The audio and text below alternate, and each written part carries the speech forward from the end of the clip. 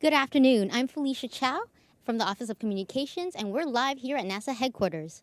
We've got some exciting news on worlds outside of our solar system today. First, we'll have brief presentations from all of our panelists, and then we're going to answer questions from those in the studio, on the phone, and on social media. To ask a question via social media, please use the hashtag AskNASA. Today's participants are Thomas Zurbuchen, Associate Administrator of the Science Mission Directorate at NASA headquarters in Washington. Michael Gillon, astronomer at the University of Liège in Belgium. Sean Carey, manager of NASA's Spitzer Science Center at Caltech IPAC in Pasadena, California. Sarah Seeger, professor of planetary science and physics at Massachusetts Institute of Technology in Cambridge. And Nicole Lewis, astronomer at the Space Telescope Science Institute in Baltimore. And with that, Thomas, can you start us off with what the big news of the day is? Hey, thanks so much, Felicia. Look, I've been Associate Administrator for the Science Mission Directorate for close to 5 months, and I've just been in awe, and I'm in awe today about both the depth and the breadth of the science that we do here. We're changing people's lives every day, and we enlarge in the space we know. We stretch our imagination, we inspire every day. And today's story is just that. I'm excited to announce today that Dr. Michael Gillon and his team have used our Spitzer Space Telescope to determine that there are actually 7 Earth-sized planets orbiting the nearby TRAPPIST-1 star about 40 light years away. What's more, as you can see in this illustration, is that 3 of these planets, marked in green, are in the habitable zone where liquid water can pool on the surface. In fact, with the right atmospheric conditions, there could be water on any of these planets. So for the first time, we found as many terrestrial planets around a single star, and that's the first time we have been able to measure, in addition to that, both the masses and the radii of these habitable zone type Earth-sized planets.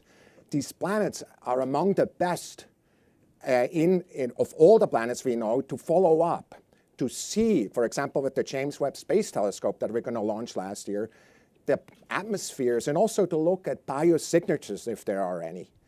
The discovery gives us a hint that finding a second Earth is not just a matter of if, but when. Scientists believe, actually, that around every star there could be 1 planet. Take 3, take 5, take 7. And you can just imagine how many worlds are out there that have a shot to becoming a habitable ecosystem that we could explore.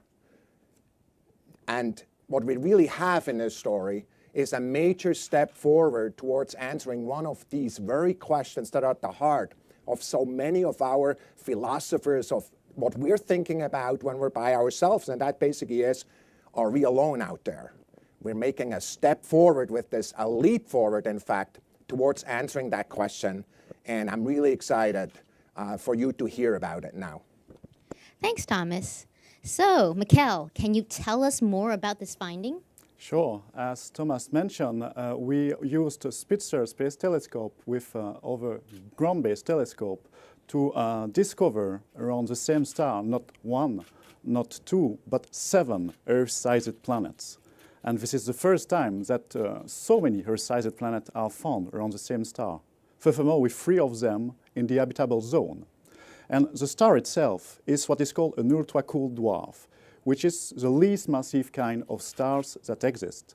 And these stars are much smaller, much cooler than our Sun. And still, they are very frequent at the scale of our galaxy, more frequent than solar-type stars. And if you look at this illustration, you see the comparison between a basketball and a golf ball. Well, in our case, the basketball would be the Sun, and the golf ball, it would be TRAPPIST-1.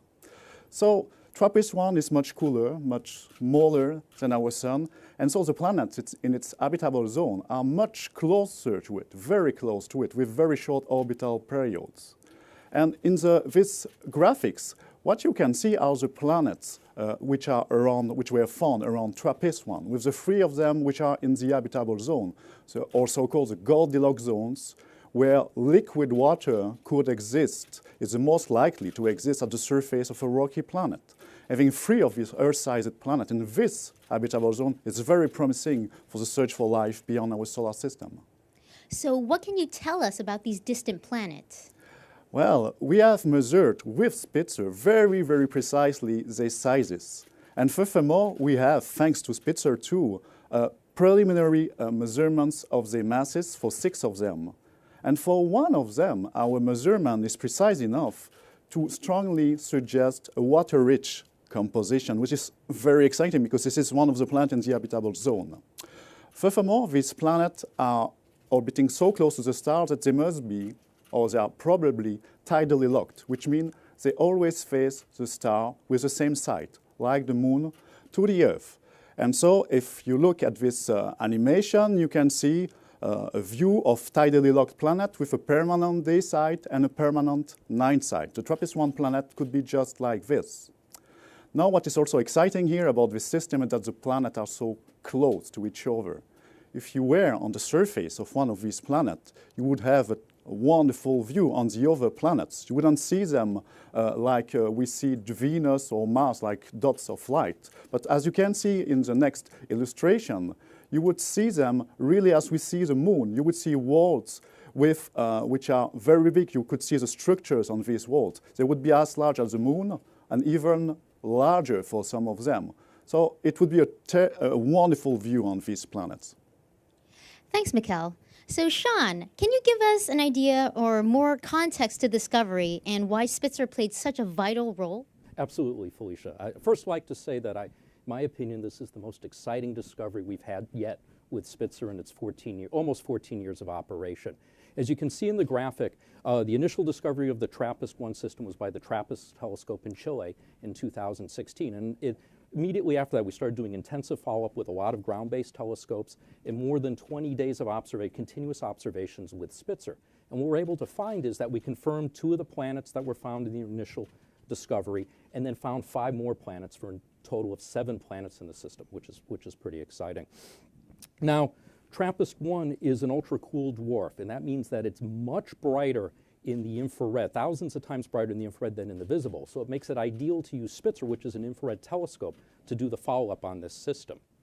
And then as you can see in this animation of Spitzer, so Spitzer was launched in 2003, and it was never intended to study exoplanets. So we had to do some clever re-engineering why it's in space still, and it's more than an astronomical unit away from the Earth, so you can't fly out and do anything about it. But we did clever engineering on the ground to allow Spitzer to measure star brightnesses very precisely, 1,000 times more precisely than we had imagined Spitzer would be able to do. And then what we're going to show in the next animation is how what Spitzer sees the planets very similar to the way the Kepler Space Telescope does it. We don't image the individual planets. What we do is the planets pass in front of the star. We see the amount of light that the star is dimmed by when that planet is blocking it. So the dips you see in this animation are the planets going in front of the star, blocking a little bit of the light.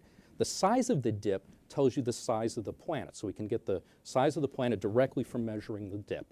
Now, when you see the different planets, they keep orbiting around, and every time they transit, you can measure the spacing between the transits, and that tells you about the orbit, the period of the orbit, how long that year is, and for that planet. And then when we know how long it takes for the planet to go around the star, we also know the distance it is from the star, and that also tells us whether or not it's in the habitable zone. Now, the TRAPPIST-1 system and its planets are in an interesting configuration. The planets are all very close together, and their orbits are spaced such that they gravitationally interact with each other. They tug and pull each other as they go flying around, orbiting around their star. And what that does is it changes the timing of the transits a little bit as the planets are tugging each other, so they don't happen as regularly as you would expect without the tug. And with that, measuring those differences, what we're able to do is measure the masses of the planet. So now we have the mass of the planet, the size of the planet, so we can make an estimate of what the density of the planet is. And that's important because that gives us some understanding about what the composition of the planet is. From that, we can tell where the planets are, whether they're rocky, gaseous, or even watery. Thanks, Sean. So, Nicole, what can you tell us about studying the atmospheres of these planets? Yeah, so the atmospheres of planets tell us a great deal about the formation and evolution of planets, and also about all of the physical processes that are occurring on the planet's surface and in the air, especially those that might make the planet habitable or actually indicative of hosting life. We can use space-based telescopes today to study the atmospheres of planets using a technique called transmission spectroscopy, which detects the fingerprints of different chemical species in a planet's air, such as water or methane, ozone or oxygen. We're currently using the Hubble Space Telescope to study the planets in the TRAPPIST-1 system to determine if they have hydrogen-helium-dominated atmospheres. It's actually great to find out if they don't. That gives us another push forward in having these planets be, in fact, rocky, and also the potential of those planets to support water on their surfaces. Just last year, Hubble actually probed the innermost planets of the TRAPPIST-1 system, TRAPPIST-B and C, and found that they didn't have hydrogen-helium-dominated atmospheres. So that's just one more step along the path to having these potentially habitable worlds. So what do we know about the 3 worlds in the habitable zone? Sure, so I'll use eyes on exoplanets here to give you a brief tour of the habitable zone of the TRAPPIST-1 system. So if we zoom out to the system away from the host star, you'll see all 7 planets, with the habitable zone indicated here in this blue region. The innermost planet in the habitable zone is TRAPPIST-1e. So in this illustration, you'll see an artist's rendition of TRAPPIST-1e, which is a really interesting planet for a number of reasons. It's very close in size to Earth, as you can see here. It also receives about the same amount of light as Earth does in our own solar system. This means that in TRAPPIST-1e, you could have temperatures that are very, very similar to the ones that we have here on Earth. The next planet out is TRAPPIST-1f. Now, this is a potentially water-rich world that is, again, about the same size as Earth. You can see here in comparison. Now, TRAPPIST-1f has about a 9-day orbit, and during that time it receives about the same amount of sunlight as Mars does in our own solar system. And the final planet in the habitable zone of the TRAPPIST-1 system is TRAPPIST-1g. Now, TRAPPIST-1g is the largest planet in the TRAPPIST-1 system. It's about 13% larger radius than that of Earth, as you can see in this comparison here. And it receives about the same amount of starlight as somewhere in between Mars and the asteroid belt in our own solar system. So while we don't have the technology yet to really travel to any of these planets, how long would it take to travel here? Well, thankfully, we can ask eyes on exoplanets. And if we were able to travel at light speed, we, of course, could arrive in 39 years.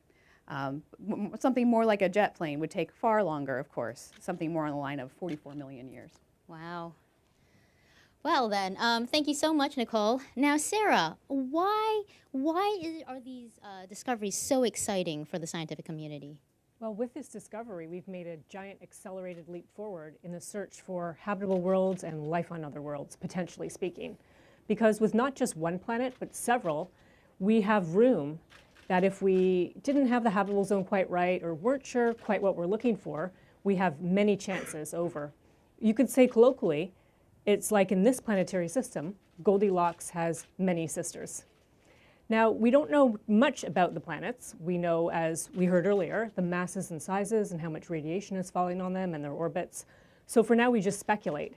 And for that, the TRAPPIST-1 system has really captured our imagination, and we have a new travel poster for you that you can download from the NASA website. And if you see here, it's captured scientifically accurately the, how on one of the planets you could see all the other planets in the sky. Now, historically in exoplanets, in the kind of brief history of the last 20 years, when there's one, there's more. And so that's why I'm so excited to be here today to share it with you, because with this amazing system, we know that there must be many more potentially life-bearing worlds out there just waiting to be found. Thanks. So what are astronomers doing to learn more about this system and others like it? Well, first of all, Mikkel and his team have started to put up more telescopes. They call it Speculoos, and they're going to, from the ground, use telescopes to search 1,000 of the nearest ultra-cool dwarf stars. And actually, I just have to back up a second about this TRAPPIST system, because I forgot to mention that one of the reasons astronomers are so excited about it is it's a veritable laboratory for studying planets orbiting very cool, very small, very dim red stars that are so incredibly different from our sun. In fact, astronomers constantly go back and forth about all the excitement about these worlds because they're very easy to study. Other people have fears and concerns. And so we actually get to test many people's theories about these worlds being tidally locked and radiation from the host star and things like that. So hopefully, we're counting on Speculoos to find more of these systems and planets around these ultra-cool dwarfs, these very common stars that we can study.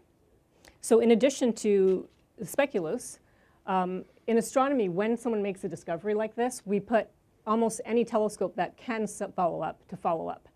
And so in that way, we have, we heard about Hubble already from Nicole, but the Hubble, Kepler K2, Spitzer, and other telescopes are exploring the TRAPPIST system further. I'd say that what the team is most excited about, although this is still a bit in the future, is the James Webb Space Telescope, which will launch later in 2018. Because with this telescope, and the reason the TRAPPIST planets are so significant is that they are accessible to observations with the James Webb Space Telescope. You can see an animation of it here. So with the James Webb, we'll be able to study the atmospheres, and we will try to assess the greenhouse gas content, which will help us understand the surface temperature of the planets. Are they indeed the right temperature to support liquid water and life as we know it?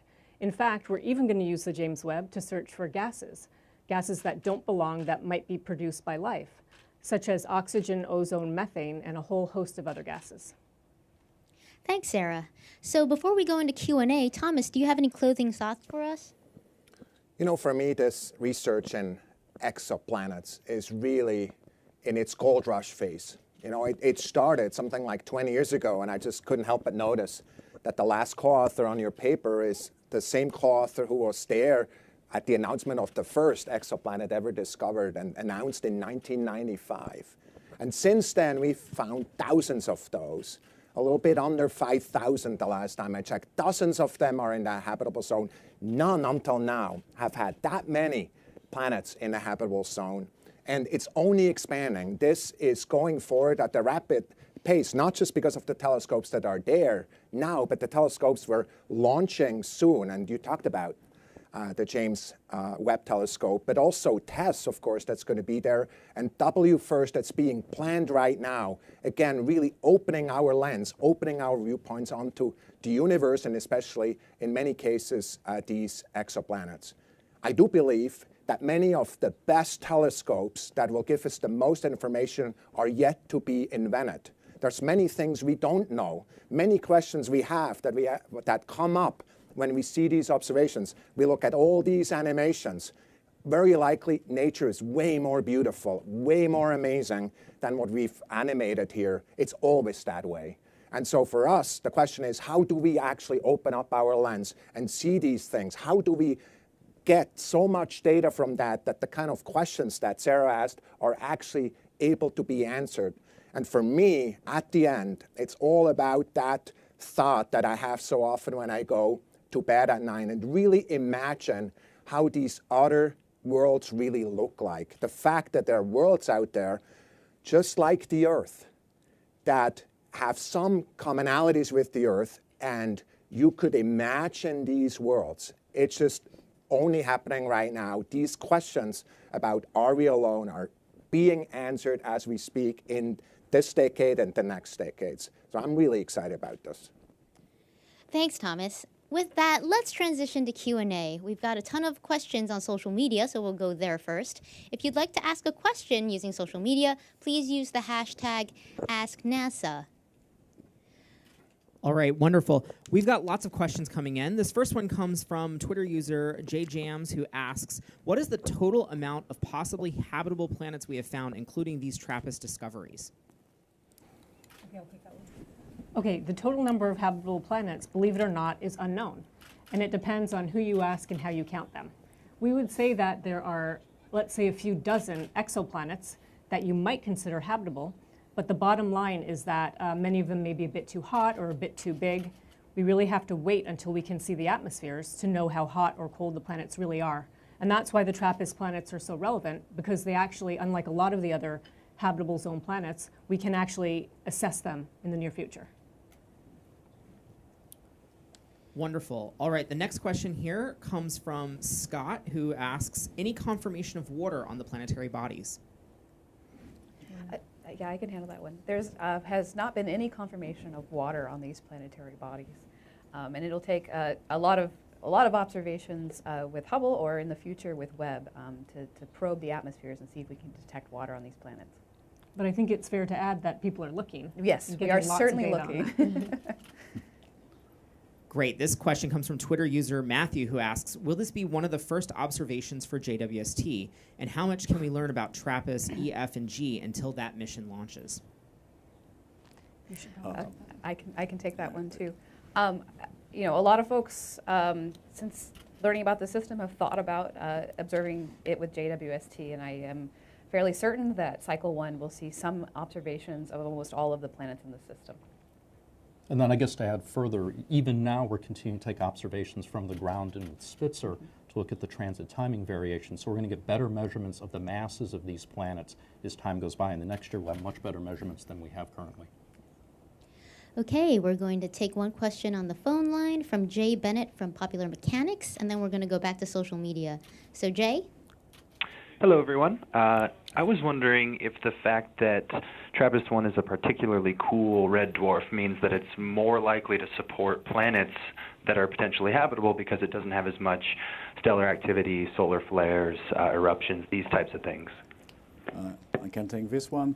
So ultra-cool dwarfs are known to be very active when they are young, and this is the main concern about these potentially habitable planets, that they could have been, the atmosphere been eroded strongly by the star when it was young. Now it's a quiet ultra-cool dwarf, so it's not very active. But maybe when it was young, the conditions were quite different. So it will be by observation that we will really figure out the past of this planet and what happened during this very active and young phase.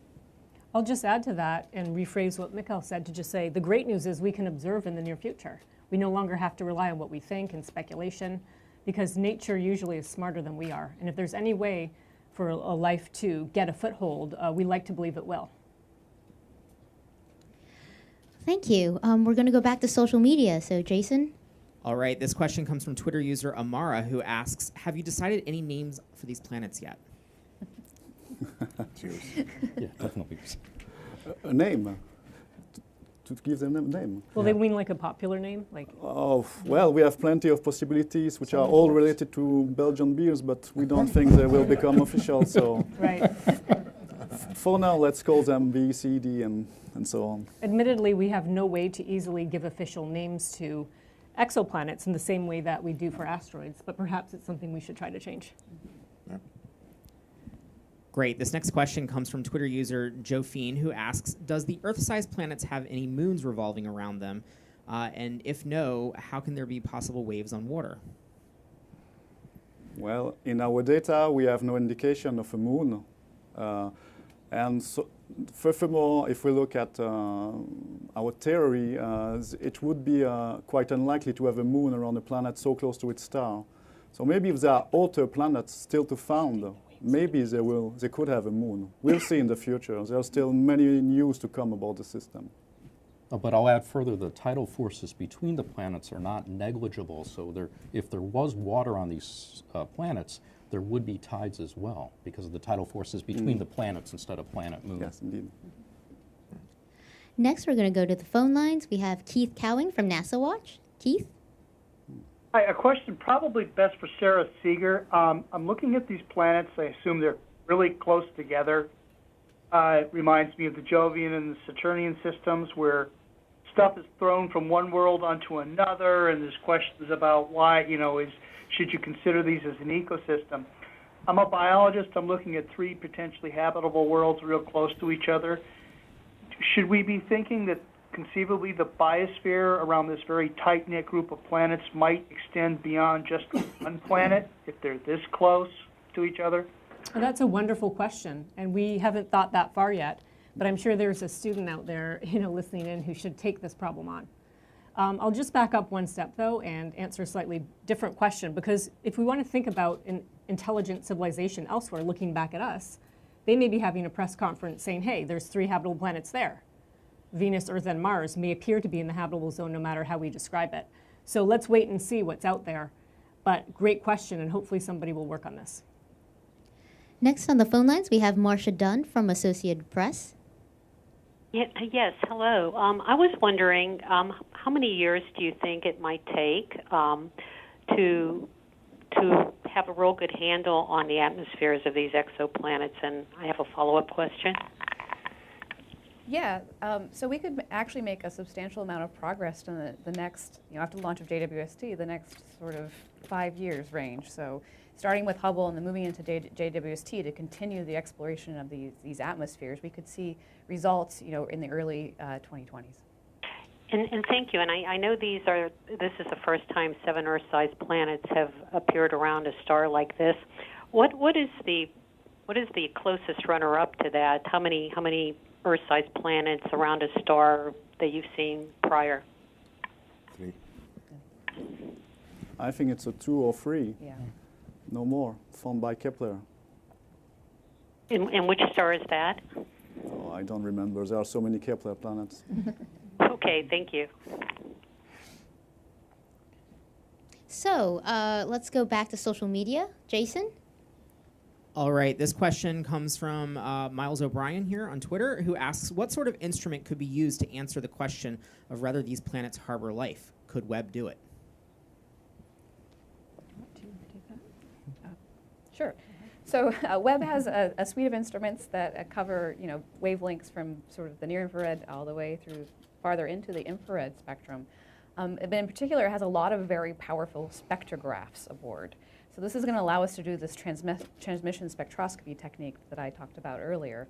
And it covers the right wavelength range where we can start to detect molecules like water, methane, ozone, and oxygen. So we can start to do a lot of what Sarah had suggested in trying to determine habitability and also the potential of it harboring life. And I just want to add one thing, and to Miles and everyone out there, is we really try to emphasize we have the capability to find signs of life elsewhere, but nature has to deliver. And because it's all so new to us, these red dwarf stars, we don't totally know what's out there. So if nature has made life ubiquitous, and there are lots of atmospheres without clouds, substantial enough accumulation of gases, we'll have no trouble finding it at all. But if it's the opposite, then it may be a while. But I did want to add one more point that we hadn't covered yet, that we have the TESS mission upcoming. We have other ground-based searches. So TRAPPIST-1, we're just here as the first. It's the most exciting one so far, but we hope to have many more of these and lots of chances to find signs of life in the future. Wonderful. Next question here comes from Twitter user Chris Sims, who asks, is it possible to listen to this planet system using our SETI-style telescopes? How do we learn as much as possible? Okay. To my knowledge, it was already listened to by SETI, and they had no signal from artificial signal detected. So it's doable, but there's no signal detected.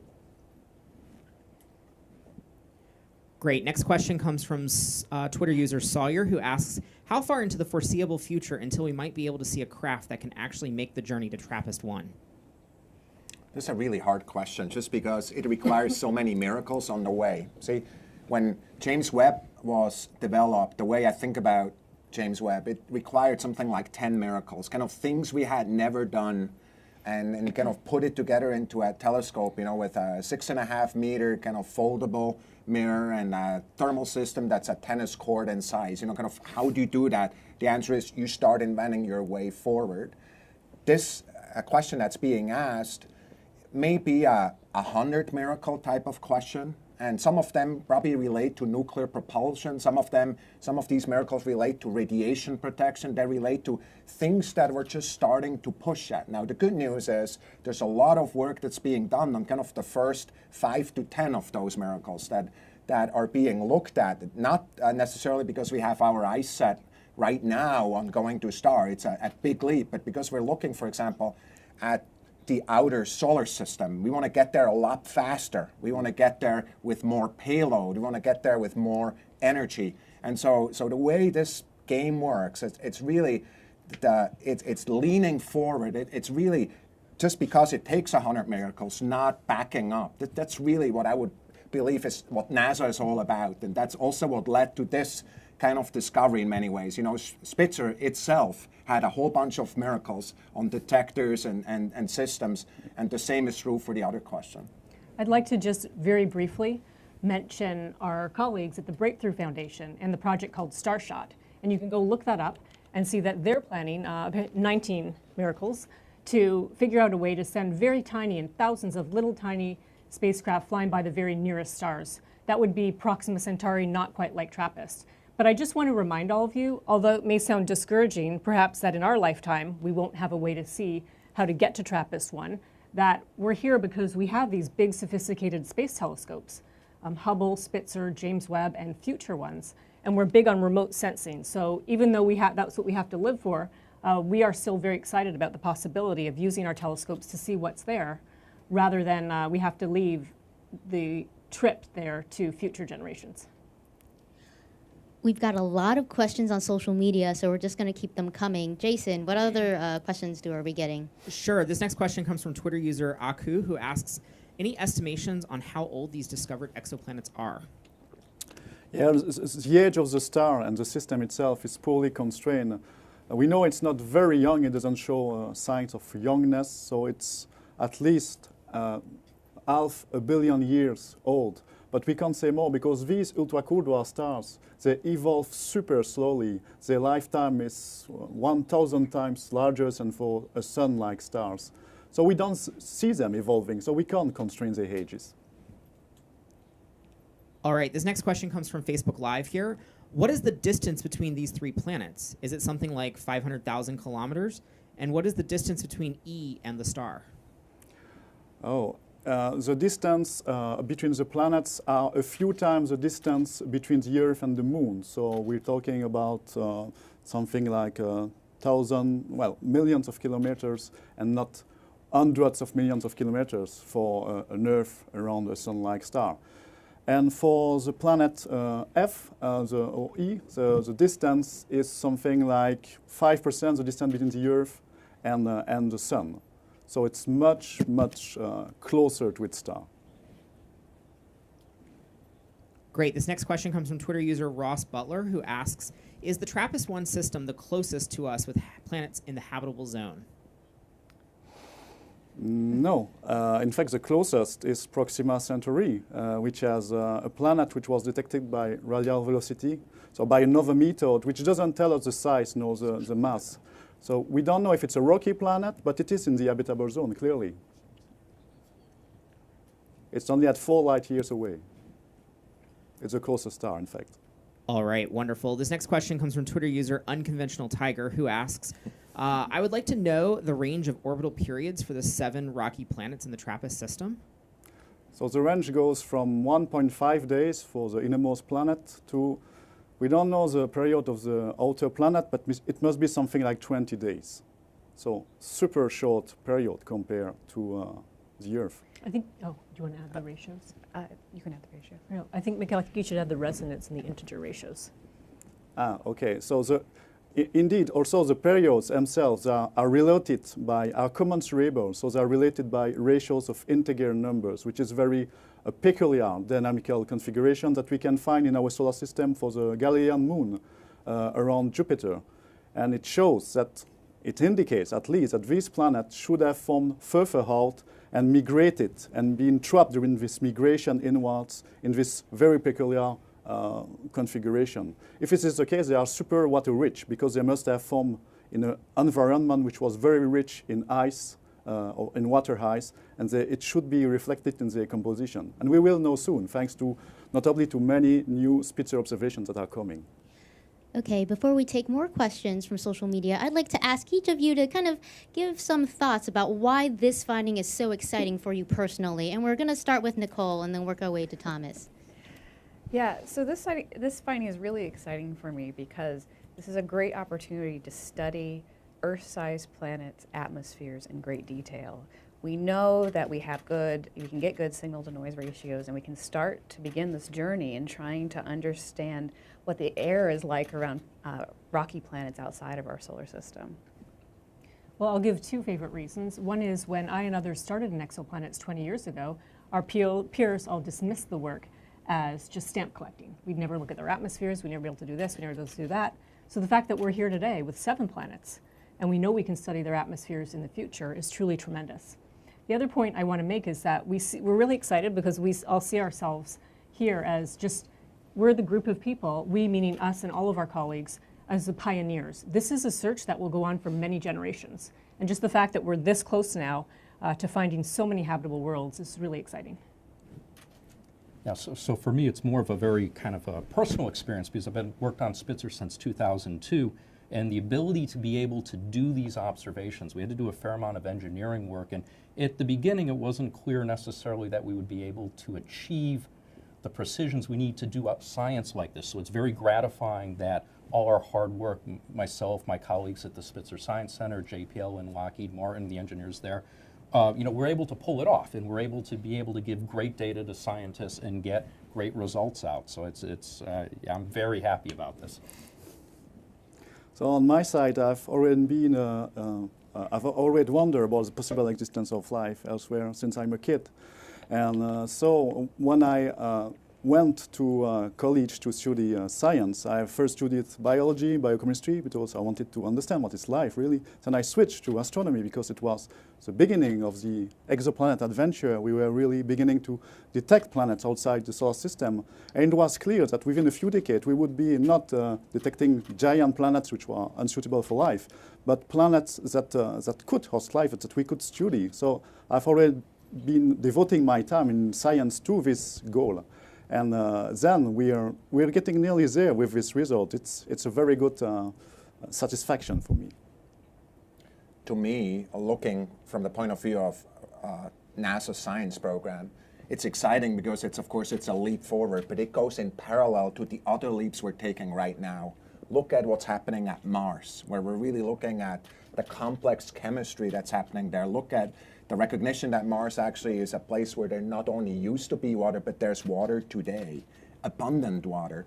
In parallel to that, the recognition that we now have the technology ability of going to Europa and actually looking at that system, which is in its own right really an exciting system because there's an ocean world there that hits the rock at the bottom in a really unexpected place in a site. There's many other places like that.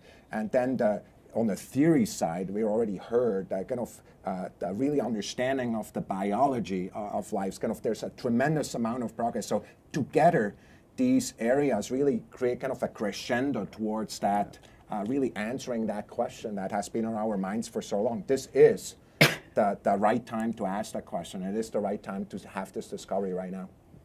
Thank you. I'm afraid that's all the time we have left. Please keep those questions coming by sending them at the hashtag AskNASA. And for more information and to download the Eyes on Exoplanets app that Nicole was just using earlier, please go to nasa.gov/exoplanets.